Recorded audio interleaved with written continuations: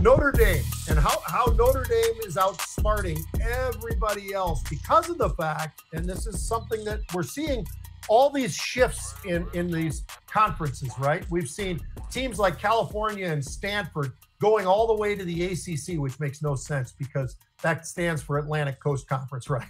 This is two teams that are schools that are sitting on the Pacific Coast, by the way. So we're seeing that. We're seeing SC, UCLA, Oregon, Washington. Now they're in the Big Ten. But independent is what Notre Dame is, and they've been independent for a heck of a long time. They're not in a conference. Well, they've got their own they got their own network with NBC. They've got contracts with them. But how about this one, Justin? And this one is really interesting for me. When you look at this team, and nobody else could do this, if you were in a conference, there's no way this could be accomplished. And that's why I wanted to just hit on this real quick. The Irish have 8 home games in a row. That just doesn't happen in college sports. Usually, Michigan's got to go to Ohio State. The next year, Ohio State comes to Michigan and blah, blah, blah. You might have 3 home games. You might even have up to 4. But I have never in my lifetime witnessed somebody in any part of college sports, college football specifically, having 8 games in a row at home. I mean, how do you do that? It's absolutely amazing. Plus, they've got their own TV network. Not so bad.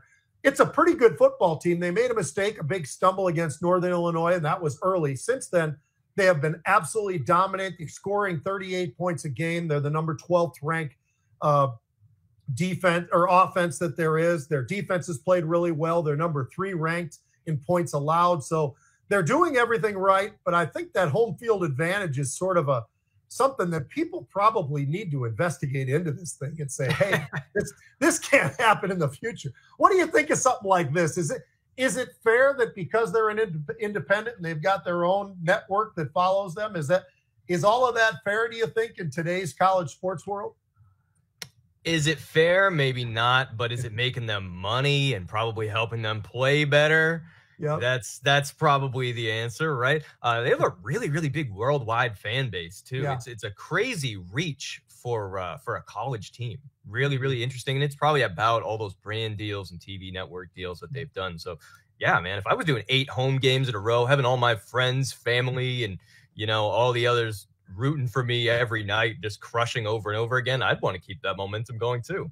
Yeah, I think everybody would want to. I don't really have a huge opinion on it. Things just happen, they happen or whatever, but it seems like a pretty nice advantage. And so you got to give them credit. Yeah, the AD and everybody, the president of the university there, all of them. I mean, they've been able to do things that nobody else has been able to do. And it's because I think, like you just said, because of the world, the global side of Notre Dame football. It's not just in the United States. It extends far further out. Matter of fact, I was out there in France, and I was right there at Notre Dame looking at that whole thing, and it's a special thing, and people are very, very they lean towards Notre Dame. There's no doubt. All right, next up we got Heisman.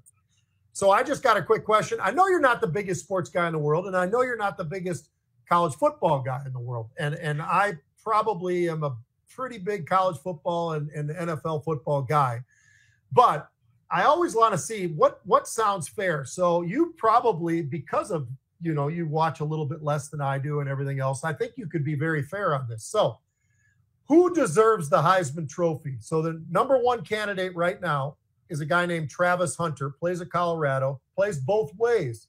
I give him all the credit in the world for that. He plays cornerback on defense and plays wide receiver on offense. He's got some nice numbers. He's got 850 yards, 9 touchdowns as a receiver. He's also got 21 tackles and a couple of interceptions. Those are good, but not great numbers. Those are good, but not great. And he does play more snaps than anybody in college football because he plays on both sides of the ball. But this kid, Ashton Gentry, all right, he's at Boise State. He is breaking just about every record rushing that anybody ever put up there. So 224 carries, 1,700 yards rushing the football. He's got 23 touchdowns. Now, Travis Hunter's got 9 touchdowns. This guy's got 23 touchdowns running the ball. He catches the ball pretty well. They don't throw him the ball that often. He's got 1 touchdown there. But this kid plays for Boise State, and he looks and runs like Barry Sanders. And I can tell you, as a guy who played in that era, and I had to play Detroit, and Barry Sanders was on the field, he might be the most intimidating running back you'd ever have to go up against, because Barry Sanders was fast. He was low to the ground. He was strong. His legs were like tree trunks. He was unbelievable balance like nobody I've ever seen. This kid's probably the closest thing to Barry I've seen since Barry Sanders, and I'm going back to the late 1980s to get this guy. So I think he's special, but given the numbers I gave you, and there's a lot said for a guy who goes both ways on the football field, though. That is special. Not too many people can do it because you're playing 85, 90 snaps in a game. I mean, that's incredible. What do you think? Who should win the Heisman? Well, first of all, you're talking about a young guy who's breaking all kinds of records. I obviously innately want to lean towards that. But second of all, I know that you are an expert in this. You're literally a pro athlete. So I'm tending to lean towards who I think that you're leaning towards, because I trust your take on this. And so for that reason, I'd probably go with Ashton. He sounds like he deserves it. I think it's tough not to go there. There's so many other names. There's betting lines on everything these days, right? And there's betting lines on the Heisman Trophy, who's going to win it, and all the rest of it. But there's some great people. Matter of fact, the quarterback at Oregon is unreal. But is it him or is it their whole team? I think it might be the whole team and him. But you never really know. But he's thrown a lot of yards. He's thrown for a lot of touchdowns. They're the number one team in the country, and he's a big reason why they are. But he gets a lot of help from an offensive line that's big, strong, and maybe the best in college football. Running backs, receivers. I mean, they've kind of got it all at Oregon this year. So that's why they're undefeated and they're number one. But yeah, Ashton Jeanty, I think that kid is pretty special. All right. Hey, Justin, I appreciate you taking the time. I love it. Rebels Edge appreciate you too. And we look forward to doing this next week. And if John is out, you are in, my friend. That's amazing. I can't wait.